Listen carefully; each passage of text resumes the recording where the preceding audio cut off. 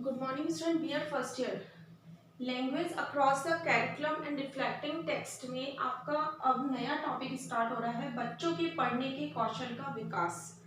बच्चों का पढ़ना, और बच्चे किससे पढ़ते हैं? बुक्स से पढ़ते हैं, ठीक है। तो उसके अंदर हम कैसे उनके अंदर किस प्रकार का कौशल विकसित कर सकेंगे। आपको पता है कि प्रारंभिक स्तर पर या प्राथमिक स्तर पर जब बच्चों को पढ़ना सिखाया जाता है तो बच्चे जब उस चीज को पढ़ते हैं तो पूर्व योजना के साथ हम उसे पढ़ाते हैं, विभिन्न चित्रों के माध्यम से एक तरह से हम उन्हें पढ़ाते हैं या पढ़ना सिखाते हैं। अब वर्तमान में सचित्र पुस्तकें काम में ली जाती है। ये पुस्तकें कैसी होती है? तो ये पुस्तकें होती है, पुस्तकों के अंदर विभिन्न प्रकार के रंगीन चित्र बने हुए होते हैं और बच्चे जब इससे रिलेटेड विभिन्न प्रकार के चित्रों को देखते हैं तो शिक्षक क्या होते हैं, इनसे रिलेटेड उनसे प्रश्न पुटअप करते हैं, क्वेश्चंस पुटअप करते हैं कि ये चित्र क्या है, आपको इसमें क्या दिखाई दे रहा है, ठीक है, आप घर में इसका कैसे उपयोग करते हो। तो और वो चित्र वैसे होते हैं जो बच्चे डेली अपने परिवेश में रात दिन उपयोग में लेते हैं या रात दिन देखते रहते हैं, वो चित्र उस बुक्स के अंदर होते हैं। तो बच्चे जब इन बुक्स को देखते हैं तो उसके अंदर जब एक तरह से दृश्य बिंब बनता है, बच्चे उसके ऊपर एक मार्गदर्शन तैयार करते हैं, उस चीज को देखते हैं और विचारते हैं। तो ये बोला जाता है कि चित्र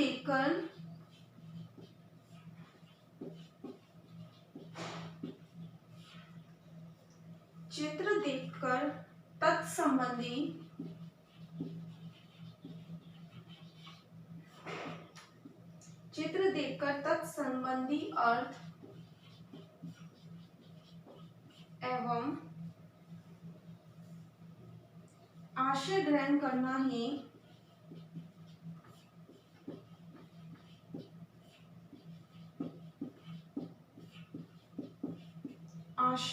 करना ही सचित्र पुस्तक पठन है। सचित्र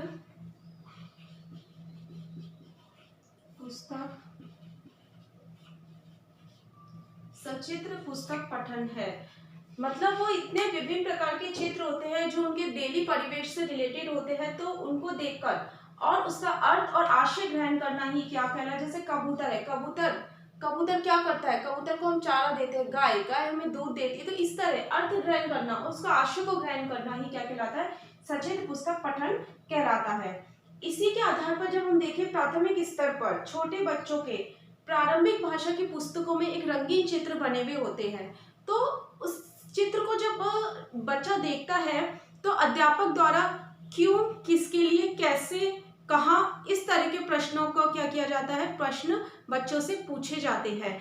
तो बच्चे क्या करते हैं, एक उस चित्र को देख, एक रंगीन चित्र बना होता है, उस रंगीन चित्र को देखकर एक चित्र को दूसरे से दूसरे को, तीसरे से तीसरे को, चौथे से क्या करते हैं, जोड़ने की कोशिश करते हैं। और जब वो एक चित्र जुड़ जाता है तो एक कहानी का कहानी को बनाने की कोशिश करते हैं चित्र को देखकर।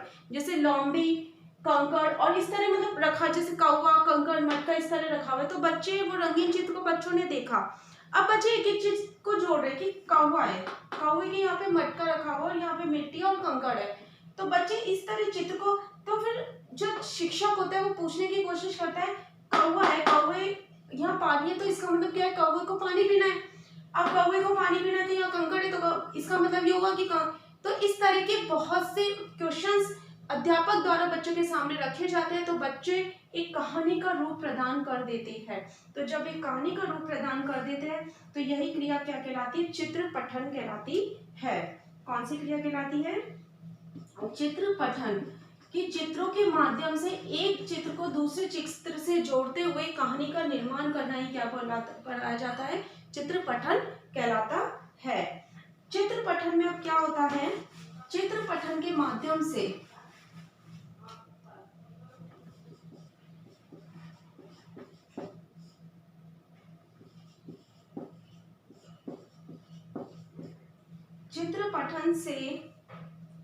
बालक में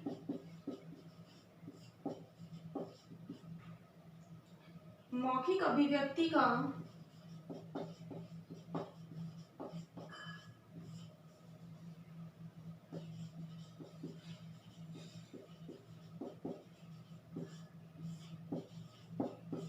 मौखिक अभिव्यक्ति का विकास होता है।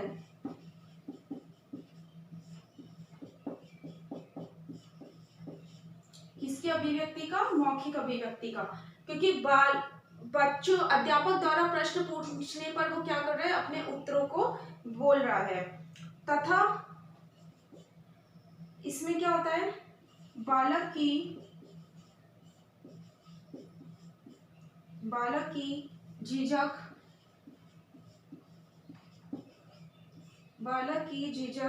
एवं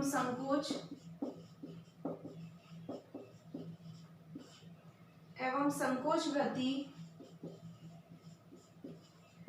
दूर होती है।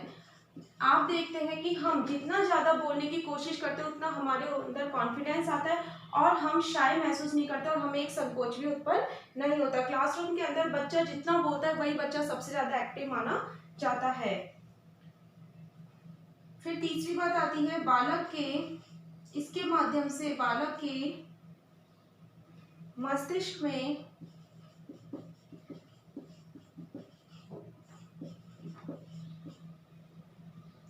चित्र पठन से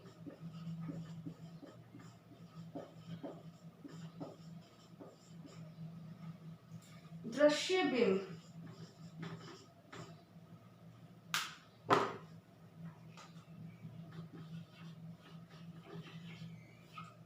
बिंब बनने लगते हैं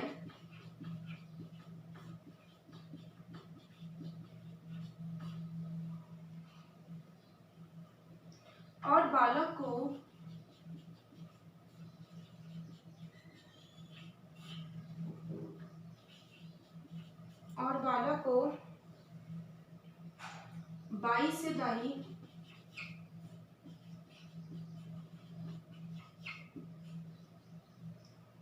बाई से दाई और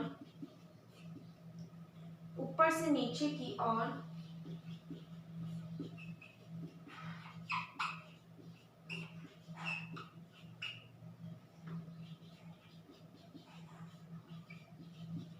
देखने का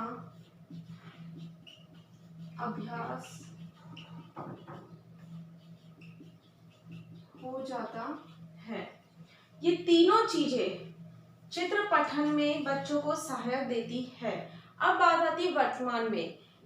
बालक में मस्तिष्क में चित्र पठन का दृश्य बिंब बनने लगते हैं और बच्चे ऊपर से नीचे दाएं से बाएं अपने आप ही ऑटोमेटिकली उसको देखना, बुक को पढ़ना शुरू कर देते हैं। बच्चों को बुक पढ़ना आने लगती है।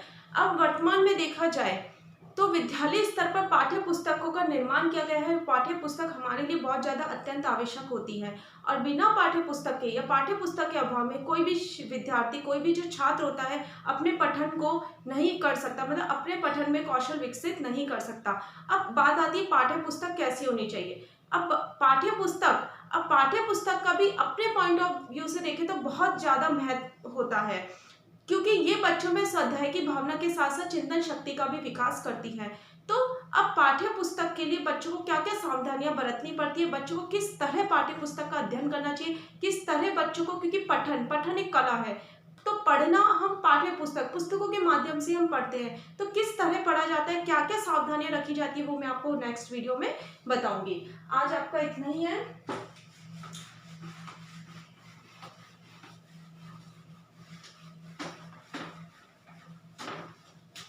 आपका होमवर्क है